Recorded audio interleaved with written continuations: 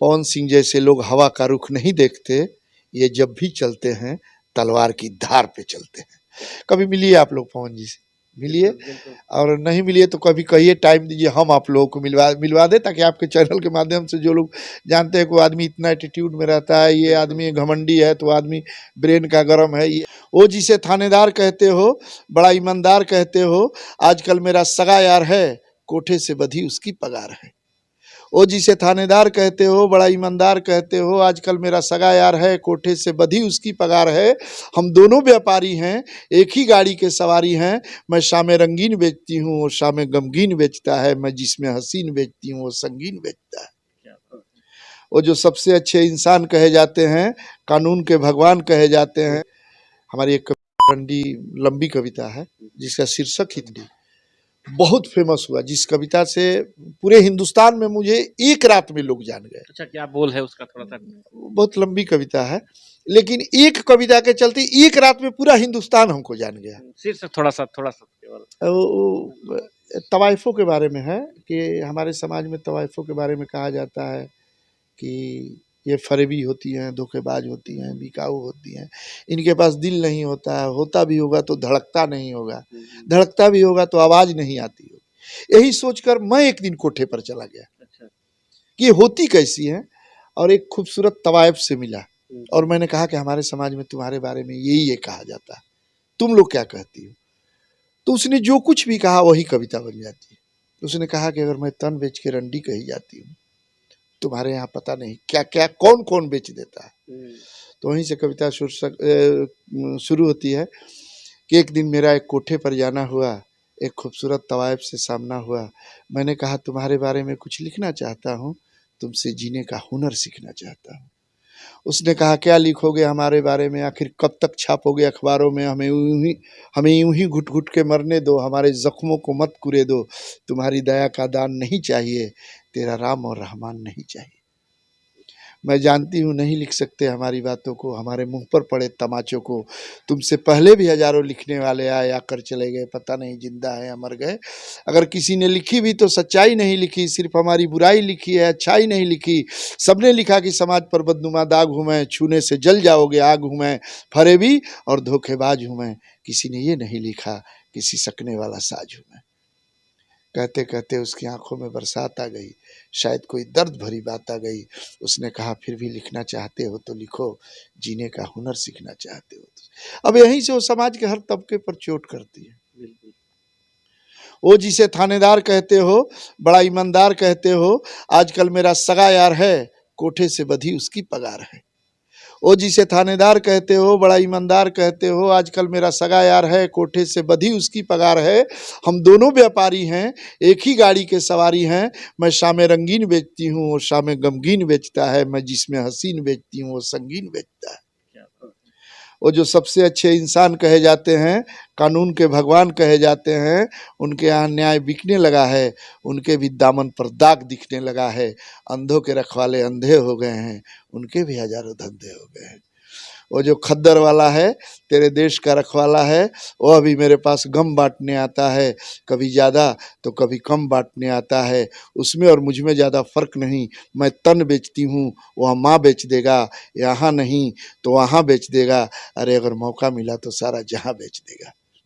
देखना एक दिन लाल किले की ईंट उखाड़ कर दरवाजे पर नापदान बना लेगा। तुम इसी तरह सोए रहे तो तुम्हारे सर को पावदान बना लेगा। अगर मैं मुंह खोल दूं तो सारे नंगे हो जाएंगे, शर्तिया कल संसद भवन में दंगे हो जाएंगे। सोच अगर मैं न होती तो क्या हाल होता, किसी जवान बेटी का बाप क्या चैन से सोता। हर रोज किसी युवती की लाश पड़ी होती और सारी दुनिया अनाथालय में खड़ी होती। पढ़ ले खुली किताब हूँ मैं, तुम्हारे काली करतूतों का हिसाब हूँ मैं। तुम्हारे ही कलंक को धोते धोते गंगा की तरह पवित्र हो गई हूँ। मुझे मत जगाओ, मैं मौत की नींद सो गई हूँ। तुम्हारे दिए हुए जख्मों को सी रही हूँ, आज मैं मर मर कर जी रही हूँ। तुम्हारे समाज में जिस दिन हमारे सुधार का हल्ला मचाया जाता है, उस दिन हमें बाहों के झूले में झुलाया जाता है। जिस दिन इज्जत दिलाने की कोई बात बताई जाती है, उस रात यहाँ एक और नई तवायफ बनाई जाती है। हमारे हजारों नाम हैं, फिर भी हम बेनाम हैं। कोई हमें घमंडी प्यार की मंडी बोलता है। अरे कलेजा तो तब फटता है जब कोई हमें ही रंडी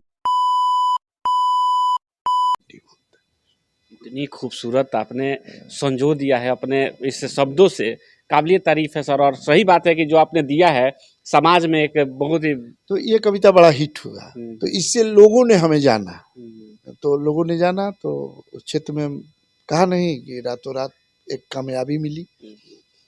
तो फिर तो मैं इस भोजपुरी लाइन का आदमी था नहीं, तो ही गढ़ा महोत्सव में गोपाल जी के संचालक नहीं आया, तो उन्होंने कहा इस कविता को लिखने के बाद फिर कभी मंच से या कभी इस कविते को दोहराया आपने?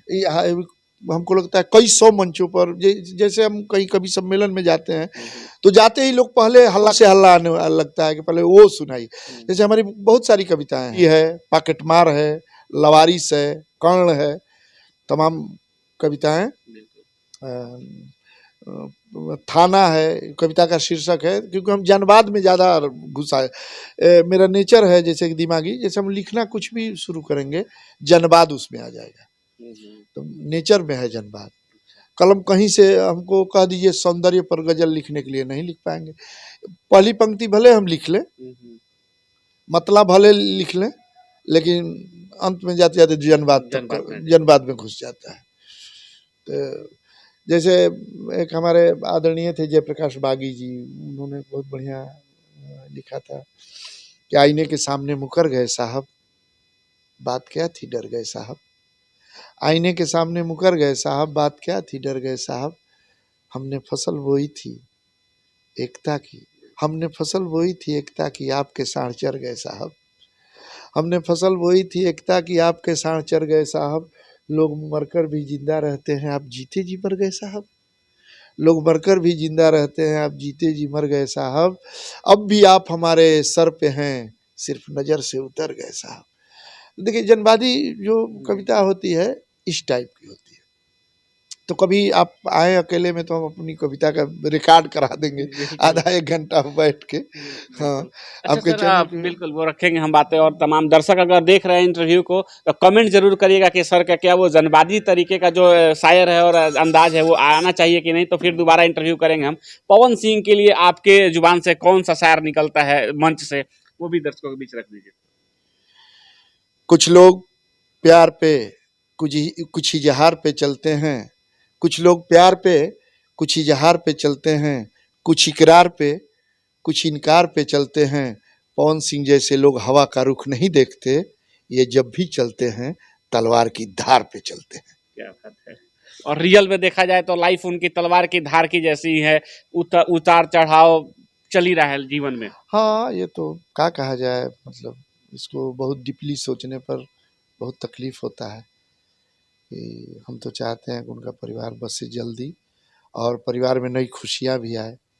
भाई जल्दी बाप बनेंगे तब ना हम लोग बाबा बनेंगे भाई हैं, तो हम तो जितना जल्दी चाहते हैं और प्रभु से यही प्रार्थना। जाते जाते एक चीज़ और पूछना चाहेंगे, एक बार हमारी मुलाकात हुई थी, उनके दोस्त है आरा के ही, क्या नाम था जी उनका, पुतुल जी, उनसे मुलाकात हुई थी। वो बोले कि पवन सिंह का अगर मिल के देखिए पर्सनली इतना दर्द है बंदे के अंदर कि वो क्या ही बयान कर सकता है। सच्चाई वही तो हम बता रहे हैं ना कि कभी आप मिल बैठ के देखिए तब पता चलेगा ये आदमी संवेदनशील कितना है, कितना सेंसिटिव है, इतना मतलब वो आदमी भावुक है कि नहीं कहा जाता है कि इतना टूटा हूँ कि छूने से बिखर जाऊंगा, इतना टूटा हूँ कि छूने से बिखर जाऊंगा, अब अगर और दुआ दोगे तो मर जाऊंगा, अब इससे ज़्यादा हम क्या कर सकते। बहुत संवेदनशील इंसान। कभी मिलिए आप लोग पवन जी से, मिलिए, और नहीं मिलिए तो कभी कहिए टाइम दीजिए, हम आप लोगों को मिलवा दे, ताकि आपके चैनल के माध्यम से जो लोग जानते हैं कि वो आदमी इतना एटीट्यूड में रहता है, ये आदमी घमंडी है, तो आदमी ब्रेन का गर्म है, ये ऐसा नहीं है। हाँ कुछ तो भाई खून का प्रभाव तो होगा ही भाई। चलिए आपका सहयोग रहा, या फिर पवन जी हमारे साथ इस इंटरव्यू को देख रहे हैं, सर के साथ बैठे हुए हैं, तो पवन सिंह से हमारी मुलाकात हो। और एक बार हम चाहते भी हैं हुई जयप्रकाश जिद्दी जी सर का, और इन्होंने तमाम तरीके की बातें पॉलिटिक्स से लेकर के अपने जीवन तक का भी खुलासा किया। आप क्या सोचते हैं इस वीडियो के माध्यम से, मुझे कमेंट जरूर करिएगा। और दूसरा इंटरव्यू चाहिए सर के साथ तो वो भी मुझे बताइए, मैं लेकर के आऊँगा। गज़ल सर का कैसा लगा, जो इन्होंने एक कविता जो इन्होंने दिया बताया कविता का, और वो कैसा लगा मुझे कमेंट जरूर करिएगा। इस वीडियो में इतना ही, मिलते फिर अगले वीडियो में, तब तक के लिए धन्यवाद।